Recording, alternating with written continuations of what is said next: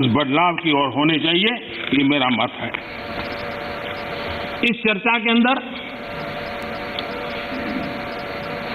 करीब करीब सभी माननीय सदस्यों ने कोरोना की चर्चा की है। हमारे लिए संतोष का विषय है, गर्व का विषय है कि कोरोना के कारण कितनी बड़ी मुसीबत आएगी, ये जो दुनिया में अनुमान लगाए गए थे, बहुत बड़े बड़े एक्सपर्ट ने अनुमान लगाए थे।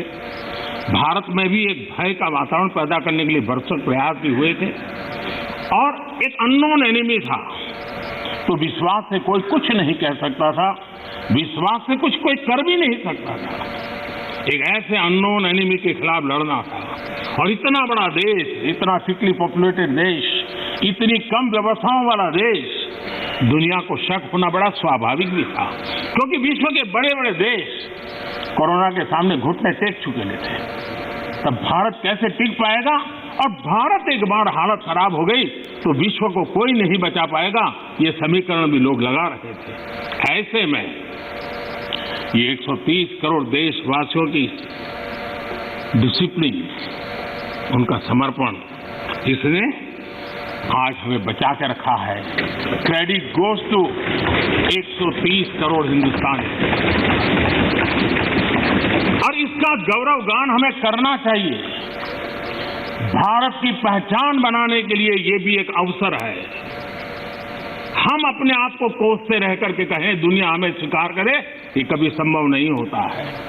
हम घर में बैठकर अपनी कमियों के साथ जूझेंगे, कमियों को ठीक करने का प्रयास करेंगे, लेकिन विश्वास के साथ विश्व के सामने जाने का तजुर्बा भी रखेंगे, तब जाकर के दुनिया हमें स्वीकार करेगी। अगर आप अपने बच्चों को घर में नहीं स्वीकार करते हो और चाहोगे मोहल्ले में बच्चा स्वीकार करे, कोई स्वीकार करे, कोई स्वीकार नहीं करता है। दुनिया का नियम है और इसलिए हमें इस बात को करना चाहिए। श्रीमान मनीष तिवारी जी ने एक बात कही, उन्होंने कहा भाई भगवान की कृपा है तो कोरोना में हम बच गए।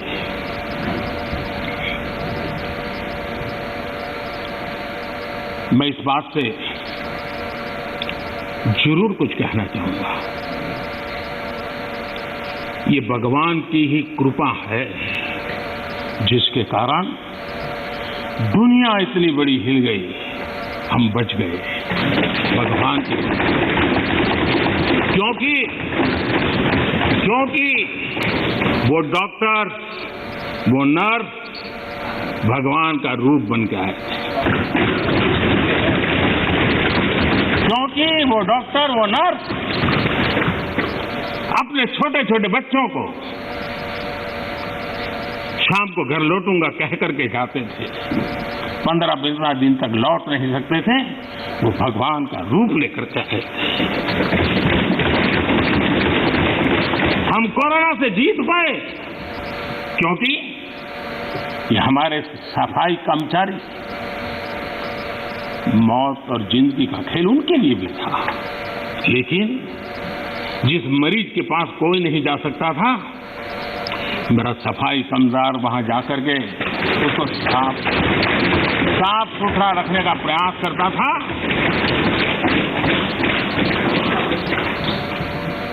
भगवान का रूप ये सफाई कामदार के रूप में आया था।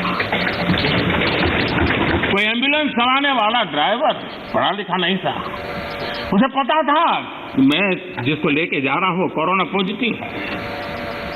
वो एम्बुलेंस का ड्राइवर भगवान के रूप में आया था, हजारों हिंदू, और इसलिए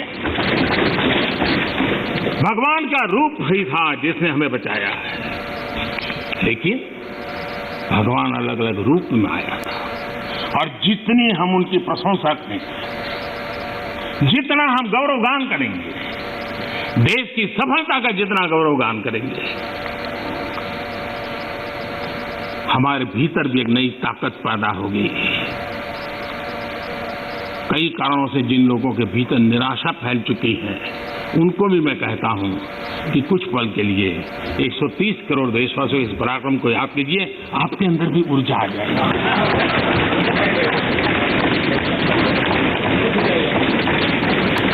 माननीय अध्यक्ष जी,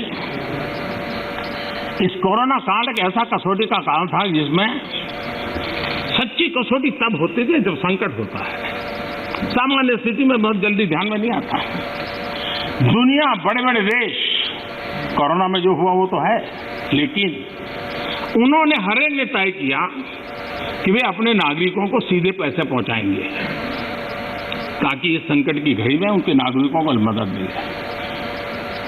आपको जानकर के ताज्जुब होगा, दुनिया के बहुत सारे देश उस कोरोना, लॉकडाउन, कर्फ्यू, आशंका, इस वातावरण के कारण चाहते हुए भी खजाने में पाउंड और डॉलर के ढेर होने के बावजूद भी अपने नागरिकों तक नहीं पहुंचा पाए।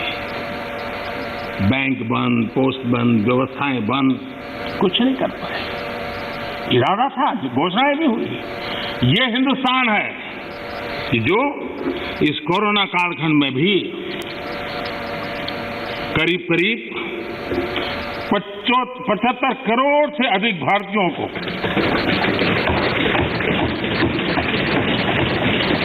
राशन पहुंचा सकता है, 8 महीने तक राशन पहुंचा सकता है।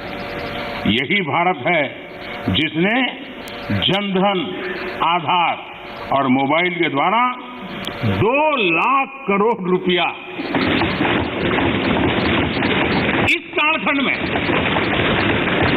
लोगों तक पहुंचा दिया। और दुर्भाग्य देखिए, जो आधार, जो मोबाइल, ये जनधन अकाउंट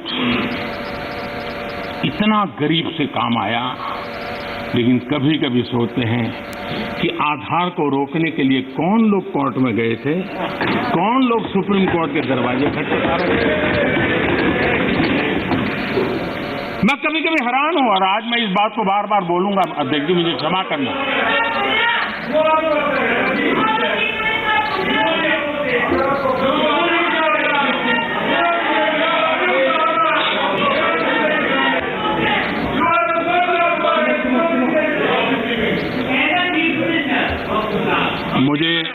मुझे 1 मिनट का विराम देने के लिए मैं आपका बहुत आभारी हूं।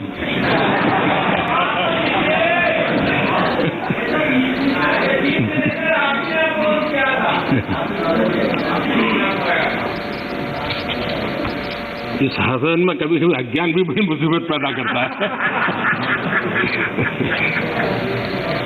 मान्य अध्यक्ष जी, ठेले वाले, रेहड़ी पटरी वाले लोग इस कोरोना कालखंड में उनको धन मिले, उनके पैसे मिले, ये उनके लिए किया गया और हम कर पाए। आदरणीय अध्यक्ष जी, हमारी अर्थव्यवस्था इस कालखंड में भी हमने रिफॉर्म का सिलसिला जारी रखा और हम इस इरादे से चले कि भारत जैसे अर्थव्यवस्था को उबारने के लिए, बाहर लाने के लिए हमने कुछ महत्वपूर्ण कदम उठाने पड़ेंगे। और आपने देखा होगा, डे 1 से अनेक विधि से रिफॉर्म के कदम हमने उठाए और इसका परिणाम है आज ट्रैक्टर हो, गाड़ियां हो, उसका रिकॉर्ड सेल हो रहा है। आज जीएसटी का कलेक्शन एवर हाईएस्ट हुआ है। ये सारे आंकड़े हमारी अर्थव्यवस्था में जोश भर रही है। ये दिखाई दे रहा है कि नए जोश के साथ भारत की अर्थव्यवस्था उभर रही है। ये हम दिखता है और दुनिया के जो लोग हैं उन्होंने ये अनुमान भी लगाया है कि करीब करीब 2 डिजिट वाला ग्रोथ अवश्य होगा। 2 डिजिटल ग्रोथ की संभावनाएं सभी पंडितों ने कही है और मुझे विश्वास है कि इसके कारण इस संकट के काल से भी, मुसीबतों के बीच से भी देशवासियों की अपेक्षा के अनुसार देश प्रगति करेगा। आदरणीय अध्यक्ष महोदय, इस कोरोना काल में 3 कृषि कानून भी लाए गए हैं।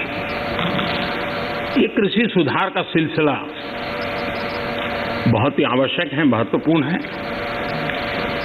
और वर्षों से जो हमारा कृषि क्षेत्र चुनौतियां महसूस कर रहा है, उसको बाहर लाने के लिए हमने निरंतर प्रयास करना ही होगा और उस करने की दिशा में हमने एक ईमानदारी से प्रयास किया है।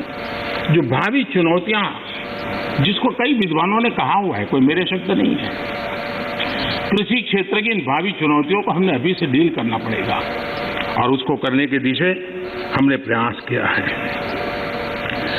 मैं एक देख रहा था कि यहां पर जो चर्चा हुई और विशेष करके हमारे जो कांग्रेस के साथियों ने चर्चा की, मैं ये तो देख रहा था कि वो इस कानून के कलर पर तो बहुत बहस कर रहे थे, ब्लैक है कि व्हाइट है, ब्लैक है कि व्हाइट है। अच्छा होता उसके कंटेंट पर चर्चा करते, अच्छा होता उसके इंटेंट पे चर्चा करते, ताकि देश के किसानों को भी सही चीज पहुंच सकती थी। और मुझे विश्वास है